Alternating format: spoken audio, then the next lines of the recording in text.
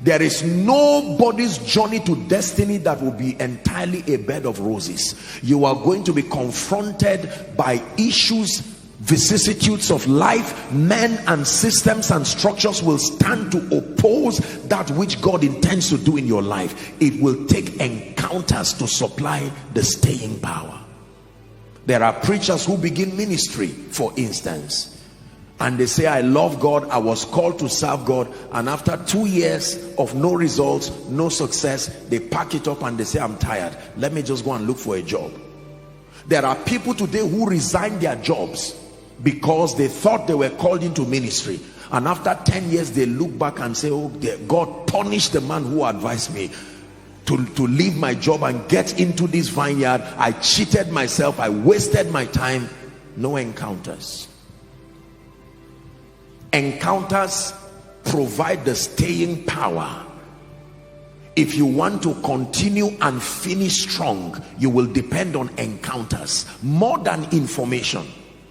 When you see some of our fathers of faith, 20 years, 30 years, 40 years, some 50 years, continuing in the ministry, serving the purposes of God, I assure you, an ambition does not have that kind of power to keep you long. You will need encounters. Are we together now? Yes, sir. When you lack encounters, anything that captures your attention for the moment will drive your life until you find another thing that seems to be valuable to you. So you have all kinds of people today. They are in business, next tomorrow they are here, next tomorrow they are here. They continue to rigmarole around life. No reality, no conviction, no staying power. I think it was last week or the week before last that I was, whilst teaching, I mentioned something that I should mention again. There are many people today who were very, very serious with God, loving Jesus passionately, pursuing the purposes of God. Their entire lives revolved around the kingdom. But today, some of them in old age, they are barely born again. And if you ask them, they will tell you, I tried God, I gave my best, I committed everything, God failed me. This your Christianity thing does not work. Have you found out the reasons why people leave God and the things of God? You will be amazed. Some because of money. Someone offered some money and they will dump the faith life without thinking twice.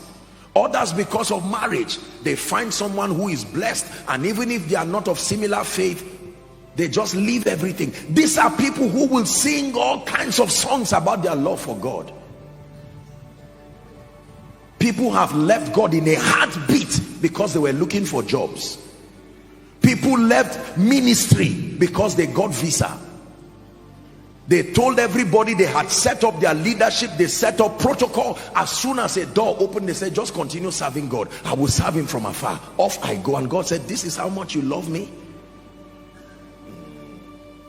I'm teaching you this, otherwise you will be disappointed at your own life when you see the way you will forget about God in the presence of certain realities. It is encounters that can keep us, regardless how you rise, regardless the lifting that comes to your life, and regardless the challenges that surround you, you are still standing. Many believers are falling by the wayside, especially within this end time. You see lots of believers after 10 years, 20 years of serving the Lord, respectfully speaking, they now come up to say, look, I've been living a lie, I don't care about this thing again, I'm not serious with God, I quit.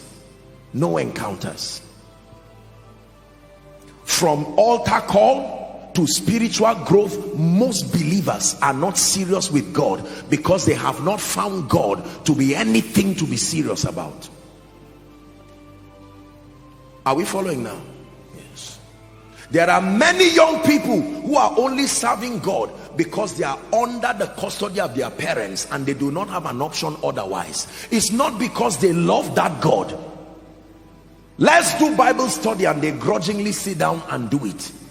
And then for many parents, the day you now leave them to themselves, you will be marvelously surprised that the person you have been calling pastor was never interested in anything about God.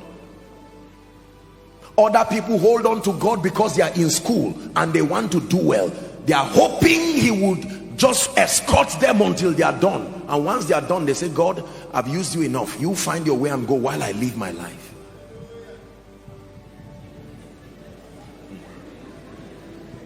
Are we together now? There are others who do this business of God because they have been taught that God can bless. And when you are in ministry, you can get honorarium. When you are in ministry, you can get all kinds of things. Someone can come and dash you a car. Somebody can give you a house. And when they try, they apply for jobs, it doesn't work, they apply for whatever, they just come and then they start ministry, and a semblance of passion. And then after 1 year, they realize they have to rent an auditorium. They realize that there are things that are coming. They count the offering and it's nothing to write home about. And they say, God, I've tried for you. I gave you 1 year of my life. I'm not ready to continue being a fool like this.